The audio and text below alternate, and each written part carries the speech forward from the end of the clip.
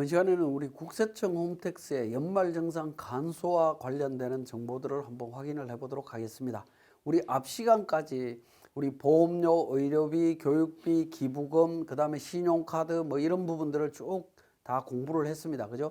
그렇게 공부했던 관련되는 증빙 자료들이 대부분은 연말정산 간소와 홈택스에서 제공해주는 정보들로 그러니까 우리가 업무를 하게 됩니다. 그래서 간소화를 어떻게 활용을 할지 관련되는 부분 한번 확인해 보겠습니다. 자, 연말정산 간소화 이용 시에 유의해야 되는 부분이 있는데요. 자, 소득공제 및 세액공제 요건은 스스로 검토해야 됩니다. 간소화 자료에서 정보가 제공된다고 해서 무조건 공제를 하는 것이 아니라 이 공제 내용이 내가 적용해도 되는지는 스스로 판단을 하셔야 됩니다. 이러한 자료에 대한 부분들은 국세청에서 제공은 해주되 이건 참고 자료다라는 거 기억을 하셔야 되겠습니다. 그래서 그러니까 자료가 제공이 되는데 이 자료는 아무나 볼 수 있는 게 아닙니다. 본인 인증 수단이 필요하다라는 겁니다. 개인정보 보호 차원에서 뭐 공인인증서도 좋고요. 그 다음에 요즘 뭐 SNS 관련해서 나오는 인증서, 인정받는 방법들이 있습니다. 그러한 방법을 통해서 인정이 될 때 가능하다라는 거 기억하시고, 그 다음에 간소화 자료에서 조회되지 않는 자료도 있다라는 겁니다. 뭐 안경 구입한 거라든가 교복 구입한 거라든가 사설 학원에 가서 교육받은 그러니까 취약전 아동의 경우에는 그런 교육비 이런 부분들은 제공되지 않습니다. 제공 안 되는 부분들은 반드시 해당 소득공제 영수증을 발급 기관을 통해서 별도로 수집을 하셔야 됩니다. 이 부분 수집하셔서 제출하시면 적용받을 수 있고요.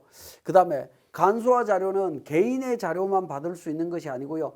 본인의 기본공제 대상자 자료를 한꺼번에 받을 수 있습니다. 부양가족에 대한 자료도 조회가 가능한데 이 경우에는 개인정보이기 때문에 반드시 그 부양가족이 동의를 해야 됩니다. 부양가족의 동의로 소득자 본인이 조회 가능하고요. 동의는 공인인증서 등으로 처리를 하시면 됩니다. 그리고 19세 미만 자녀는 동의 절차 없이 조회 가능하다. 미성년자는 바로 조회가 가능하도록 되어 있습니다. 자, 참고사항에서 연말정산 간소화 서비스 자료는 과세관청의 공적 견해 표명이 아니다라는 겁니다. 그리고 소득공제 자료에 대해서 검증할 의무가 국세청에는 없습니다. 본인이 검증해서 적용해야 되는 부분이기 때문에 그로 인해서 문제가 생겼을 때에는 가산세 부과하는 것이 정당하다라고 하는 조세심판원의 판례가 되겠습니다. 이 부분도 주의해서 보셔야 됩니다. 자, 그래서 소득공제자가 별도로 공제 요건 등을 파악해서 적용해야 된다라는 겁니다. 가장 대표적인 그러니까 요건 파악해야 되는 부분들이 주택자금 공제와 관련되는 부분입니다. 주택 상환, 그러니까 장기주택 저당 차입금, 이자 상환액이라든가 임차 부분에 대한 부분 관련되는 부분이죠. 그런 부분들은 요건들을 파악해서 적용 여부를 판단을 하셔야 된다라는 겁니다. 자, 그리고 간소화 자료에서 제공되는 자료들을 한번 보면 건강보험, 국민연금, 보험료, 주택자금, 주택마련저축, 연금, 의료비 관련되는 정보들이 있습니다. 자, 요 관련되는 내용들을 보면 우리가 이 비용을 지출할 때 우리 비용을 받아가는 공단이라든가 이런 쪽에서 개인의 주민등록번호를 이미 다 알고 있습니다. 그죠? 건강보험공단이나 국민연금공단, 보험회사, 주택자금 뭐 이런 데들 다 알고 있습니다. 알고 있기 때문에 이런 관련되는 정보들을 관련 법에 의해서 국세청으로 제공하도록 되어 있다라고 보시면 돼요. 그러니까 개별적으로 챙기실 필요가 없습니다. 의료비 같은 경우에는 의료기관에 지출하는 의료비, 약국에 지출하는 의약품 구입 비용 뭐 이런 부분들인데 의료기관과 연계돼서 할 때 어떻게 하죠? 우리는 건강보험 처리하죠. 그죠? 건강보험 처리되는 부분에 있어서는 건강보험공단을 통해서 개인정보 전부 다 확인이 가능하기 때문에 의료기관에서 관련 정보가 다 그러니까 전달이 됩니다. 국세청으로 전달될 수 있다라는 겁니다. 다만 이제 시력 보정용 안경 구입비는 원칙적으로 제공되지는 않습니다. 왜냐하면 우리가 안경 구입할 때 주민등록번호 줬고 그런 건 안 하죠. 그냥 카드로 결제하거나 현금을 받거나 뭐 그렇게만 합니다. 그래서 제공은 되지 않는데 가끔씩 이제 안경 구입비에 대해서도 제공이 되는 케이스가 있습니다. 왜냐하면 국세청에서 안경 전문점에 대해서 그러니까 그 사업자 등록번호 관련되는 정보를 카드사에 보내갖고 카드로 결제한 내용을 분석해서 안경 구입비를 분리시키는 과정을 작업을 하고 있습니다. 그런 부분에 있는 경우에는 자료가 제공이 된다라고 보시면 될 것 같습니다. 자, 보청기, 장애인 보장구, 의료용구 구입 비용, 임차 비용 이런 부분들도 개인적으로 움직이는 부분이기 때문에 제공되지 않습니다. 초등학교, 중학교, 고등학교, 대학교 관련되는 교육비, 유치원 관련되는 교육비 이런 부분들은 학교 유치원을 통해서 자동으로 제공이 되고요. 취약 전 아동 보육시설, 학원 체육시설 교육비 뭐 이런 부분들은 제공되지 않습니다. 개인적인 거기 때문에 증빙자료를 챙겨야 됩니다. 자, 중고등학교 교복 구입비, 교복 구입비는 여기 이제 세모로 되어 있죠. 세모로 되어 있는 부분은 제공되는 케이스도 있고 제공되지 않는 케이스도 있습니다. 자, 교복 구입비를 학교에서 그러니까 단체로 구매하는 경우에는 학교에서 학생들의 인적 사항을 알기 때문에 제공이 되겠지만 그렇지 않는 경우에는 그러니까 개별적으로 챙겨야 됩니다. 또 교복 전문점에 가서 구입을 하게 되면 신용카드사를 통해서 정리되는 케이스 같은 경우에는 제공이 되기도 합니다. 이 부분 별도로 한번 챙겨봐야 되고요. 학자금 대출 상환액에 대한 교육비 납입 증명서 이 부분도 간소화 자료에 정보가 있다라는 사실을 기억하시고 국외교육비 납입 증명서 이거는 아예 자료가 제공이 되지 않습니다. 그러니까 개별적으로 챙겨야 됩니다. 신용카드 사용에 관련되는 부분은 카드사를 통해서 홈택스로 다 제공이 되고 있고요. 노란우산공제 당연한 거고요. 기부금이나 월세세액공제 관련되는 부분은 둘 다 세모입니다.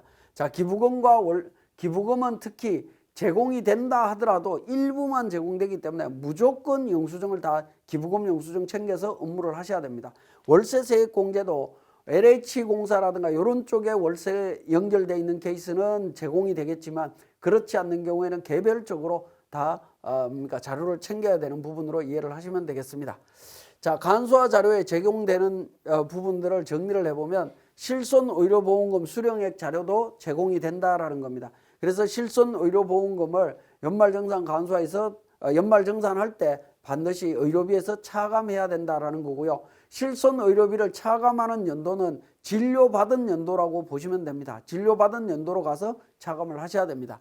자, 국세청이 안경점 명단을 카드사 등에 통보해서 안경 구입비 명세를 카드사 등으로부터 직접 수령한 자료 관련되는 부분도 간소화 자료에서 제공이 됩니다. 그 다음에 행정안전부하고 근로복지공단으로부터 긴급재난지원금 관련되는 기부금 자료 있습니다. 이 부분이 있다라고 하면 이것도 자동으로 제공이 되고요. 월세 내역을 전산으로 관리하는 LH 등 공공임대주택 사업자로부터 받는 월세 자료액이 있다면 이 부분도 자동으로 제공이 된다라고 보시면 되겠습니다. 그렇지만 어쨌든 간소화 자료와 관련해서는 완벽하게 100% 제공되는 건 아니다라는 겁니다. 자, 시간이 지나면 지날수록 제공되는 정보 양은 많아지긴 합니다. 많아지지만 그 중에서 제공되지 않는 것들도 있기 때문에 연말정산 때 반드시 챙겨서 관리를 하셔야 됩니다. 자, 그러면 지금까지 설명드린 내용을 통해서 우리 연말정산 간소화를 다시 한번 확인해 보겠습니다. 자, 국세청 홈택스 연말정산 간소화 직접 접속해서 한번 살펴보도록 하겠습니다. 자, 연말정산 간소화는 우리가 국세청 홈택스에 있는데요. 여기에 들어오실 때에는 본인의 신분을 인정할 수 있는 수단을 통해서 로그인을 하셔야 됩니다. 저는 이미 로그인이 되어 있는 상태이고요. 로그인이 되어 있는 상태이고 우리는 이제 조회 발급이라고 하는 페이지로 넘어가게 되면 조회 발급이라고 하는 페이지로 넘어오게 되면 중간에 보시면 연말정산 간소화라고 하는 부분이 있습니다. 자, 연말정산 간소화라고 하는 부분이 있는데 여기에 연말정산 간소화라고 하는 부분을 클릭해서 내용을 살펴보게 되면 관련되는 정보들을 확인하실 수가 있습니다. 자, 부양가족에 대한 자료도 확인이 가능하다라고 했는데요. 중간에 보시면 부양가족 자료 동의, 제공 동의 신청이라고 있죠. 여기에서 이제 본인 인정 신청, 미성년 자녀 신청 관련되는 부분이 있습니다. 본인 인정 신청과 관련해서 클릭해서 보시면 관련되는 정보 입력해서 동의 누르게 되면 확인 가능하고요. 미성 자녀 온라인 신청, 팩스 신청, 세무서 신청 방법 등을 통해서 어쨌든 신청을 하실 수 있다라는 거 기억을 해주시면 되겠습니다. 자, 그 다음에 조회 발급으로 들어가서 다시 간소화로 들어가도록 하겠습니다. 그렇게 신청하고 나면 부양가족 자료 제공 동의 현황이라고 해서 그 내용도 확인하실 수 있습니다. 제공 동의 현황 조회라고 누르게 되면 관련되는 부분 그러니까 조회 버튼을 누르게 되면 관련되는 내용들 확인하실 수 있습니다. 그렇게 해서 누구누구가 제공이 되고 있는지, 언제부터 제공되고 있는지 이런 부분들 확인하실 수 있다라는 거 한 번씩 확인해 보시고요. 자, 간소화 자료에서 이렇게 자료가 이제 그러니까 제공 동의가 다 이루어졌다라고 하면, 자료 제공 동의가 이루어졌다라고 하면 3번 연말정산 자료 조회라고 해서 조회 근로자가 있습니다. 여기서 클릭을 하시게 되면 관련되는 자료들을 확인하실 수가 있습니다. 자, 그 내용들이 우리 298페이지, 299페이지에 캡처 화면으로 내용들이 나와 있습니다. 거기에 설명이 자세하게 되어 있으니까 한번 확인해 보시면 되겠고요. 자, 그 다음에 우리가 보셔야 되는 부분들은 뭐냐면 304페이지가 되겠습니다. 소득공제 자료 조회 출력과 관련되는 부분이 되겠는데요. 자, 일단은 지금 제가 이렇게 강의 촬영을 하고 있는 시점에서 2022년도 귀소 관련되는 정보는 제공되고 있지 않습니다. 그래서 2021년도 기준으로 제가 설명을 드릴 텐데 그 내용이 304페이지부터 설명이 되고 있습니다. 설명이 되고 있는데, 자, 연말정산 관련해서 자료가 제공되는 부분은 건강보험, 국민연금, 보험료, 의료비, 교육비, 신용카드, 직불카드, 현금영수증, 개인연금저축하고 연금계좌, 주택자금 월세, 주택마련저축, 장기집합투자증권저축, 소기업 소상공인 공제부금, 기부금 관련되는 정보들이 쭉 제공되고 있다라고 되어 있습니다. 이 부분을 하나하나 클릭해서 내용들을 확인하시면 되고요. 그 다음에 오른쪽에 보시면 하단에 연말정산 간소화 도우미라고 해갖고 서비스 이용 방법, 신청 방법, 자주 묻는 질문 뭐 여러 가지 정보들이 있습니다. 이걸 하나하나 클릭해서 내용들을 보시면 됩니다. 자, 여기서 이제 중요한 부분은 연말정산 간소화에서 제공되는 건강보험부터 시작해서 기부금까지는 원래 근로 제공 기간 동안 그러니까 조회를 하시면 됩니다. 예를 들어서 1월 달부터 6월 달까지 백수로 있었다라고 하면, 자, 여기 전체 월 해제라고 하는 버튼이 있습니다. 1월 달부터 12월 달까지 전부 이제 체크 표시가 되어 있기 때문에 1년 365일 근로자였다면 그대로 조회를 하시면 됩니다. 그런데 만약에 6개월 동안 근무를 안 했다라고 하면 7월 달 근무한 기간들만 이렇게 체크해서 조회를 하시면 됩니다. 그렇게 조회를 하면 건강보험, 국민연금, 보험료 이런 내용들 중에 근로 제공 기간하고 상관없는 것들은 1년치가 자동으로 조회가 될 거고요. 근로 제공 기간하고 상관 있는 정보들은 근로 제공 기간으로 체크된 기간에 대한 정보만 조회된다라고 보시면 되겠습니다. 저는 12달 전부 다 선택을 해서 조회를 하는데요. 조회하는 방법은 관련되는 돋보기 모양이 있습니다. 아이콘이 있죠. 여기 이 부분을 클릭하게 되면 관련되는 금액들이 전부 다 조회가 된다라고 보시면 되겠습니다. 신용카드 관련되는 부분, 교육비 관련되는 부분, 의료비 하나하나 클릭을 하시게 되면 전체적인 내용들을 전부 다 조회하실 수가 있습니다. 자, 이렇게 이제 조회해서 내용들을 확인하시면 됩니다. 그래서 국세청에서 상대방 공단이나 사업자로부터 제공받은 정보들을 이렇게 확인을 하실 수가 있고요.